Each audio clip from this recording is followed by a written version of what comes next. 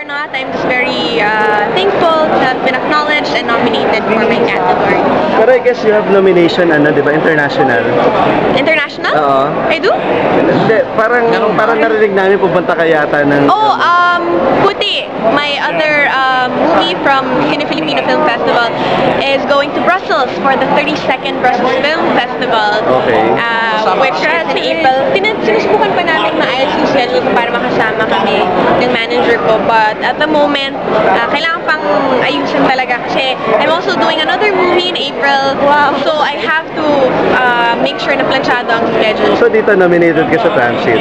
Of course. I'm nominated for Transit for Best Supporting Actress for Movie and New Movie Actress for the Year. Jasmine, parang bawat movie mo, sobrang blessing, lagi kami nomination. I think I'm just very blessed to have been given great people to work with, people who mentor me along the way, and lahat ng ginagawa ko, sinisigurado nilang may effort at may puso yung ginagawa. Ano masasabi mo? Marami kang mga big stars sa kalaban. Siyempre nakakatakot, so I know the chances might be small for me to win, but of course, just to be among and to be recognized among these stars, sobrang thankful. Jasmine, this is your year. So how do you feel? Okay, last question.